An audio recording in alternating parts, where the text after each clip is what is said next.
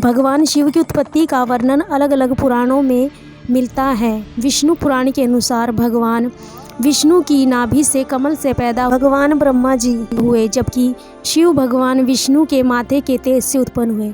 माथे के तेज से उत्पन्न होने के कारण ही शिव भगवान को योग मुद्रा में रहते हैं। वेद कहते हैं जो जन्मा है वह मरेगा, अर्थात जो बना है वह फना है।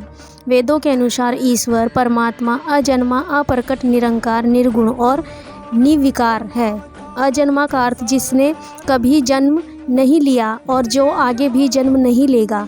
प्रकट अर्थात जो किसी भी गर्भ से उत्पन्न ना होकर स्वयं प्रकट हो, और अप्रकट अर्थात जो स्वयं से भी प्रकट ना हो। निरंकार अर्थात जिसका कोई आकार नहीं है। निर्गुण अर्थात जिसमें किसी भी प्रकार का कोई गुण नहीं है। निरंकार अर्थात जिसमें किसी भी प्रकार का कोई विकार एवं दोष नहीं है। हमारे सबके प्रिय भगवान शिव जन्मे नहीं हैं, वह स्वयंभू हैं, लेकिन पुराणों में उनकी उत्पत्ति का वर्णन मिलता है। विष्णु पुराण के अनुसार जब धरती, आकाश, पाताल, समस्त पूरा ब्रह्मांड जलमग्न था, तब ब्रह्मा, विष्णु और महेश, शिव के सिवा कोई भी देव या प्राणी नहीं था। तब केवल विष्णु ही जल सतह पर अपने शेषनाग पर लेटे थे। तभी उनकी नाभि से कमल पर ब्रह्मा जी प्रकट हुए। ब्रह्मा जी तब सृष्टि के संबंध में बातें कर रहे थे, तो शिव जी प्रकट हुए। ब्रह्मा जी ने उन्हें पहचानने से इनकार कर दिया। तब शिव रूठ जाने के भय से भगवान विष्णु ने दिव्य दृष्टि प्रदान करी ब्रह्मा जी को और शिव की याद दिलाई। ब्रह्मा जी को अपनी गलती का एहसास हुआ और शिव से क्षमा मांगते हुए उन्होंने अपने पुत्र के रूप में पैदा होने का आशीर्वाद मांगा। शिव ने ब्रह्मा जी की प्रार्थना स्वीकार करते हुए उन्हें यह आशीर्वाद प्रदान किया। तब ब्रह्मा ने सृष्टि की रचना शुरू की और उन्हें एक बच्चे की ज़रूरत पड़ी। तब उन्होंने भगवान शिव का आशीर्वाद ध्यान आया। अतः ब्रह्मा ने तपस्या कर तब अचानक उनकी गोद में रोते हुए बालक शिव प्रकट हुए। ब्रह्मा ने बच्चे की रोने का कारण पूछा तो उसने बड़ी मासूमियत से जवाब दिया, उसका कोई नाम नहीं है, इसलिए वह रो रहा है। तभी ब्रह्मा जी ने शिव का नाम रुद्र रख दिया, जिसका अर्थ होता है रोने वाला। शिव तब भी चुप नहीं हुए, इसलिए ब्रह्मा ने उन्हें दूसरे नाम दिए, पर शिव को नाम पसंद नहीं आए और फिर से वह चुप नहीं हुए। तभी इस तरह शिव को चुप कराने के लिए ब्रह्मा जी ने 8 नाम दिए। शिव 8 नाम हैं रुद्र, शर्व, भाव, उग्र, भीम, पशुपति, ईशा और महादेव से जाने जाते हैं। श्री भगवत के अनुसार जब एक बार भगवान विष्णु और ब्रह्मा अहंकार से अभिभूत हुए, स्वयं को श्रेष्ठ मानते हुए लड़ने लगे, उस वक्त एक जलते हुए खंभे के रूप में शिव रहस्यमय तरीके से प्रकट हुए। भगवान विष्णु और ब्रह्मा जी की परीक्षा लेने के लिए आकाशवाणी हुई। आकाशवाणी से आवाज़ आई, जो भी इस खंभे का छोर ढूंढ लेगा वह सर्वश्रेष्ठ हो जाएगा।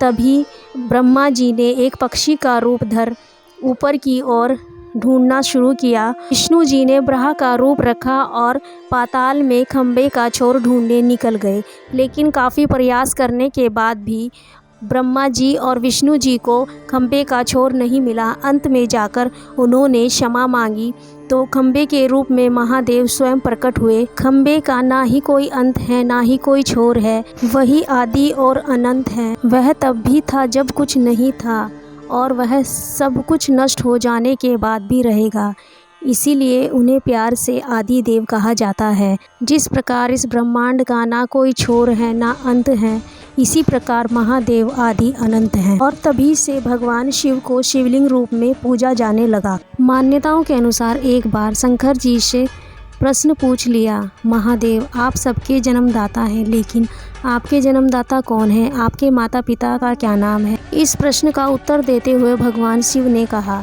हे मुनिवर, मेरे जन्मदाता भगवान ब्रह्मा हैं। मुझे इस सृष्टि का निर्माण करने वाले भगवान ब्रह्मा ने जन्म दिया है। इसके बाद ऋषिवर ने एक बार फिर भगवान शंकर से पूछा कि यदि वे आपके पिता हैं तो आपके दादाजी कौन हैं?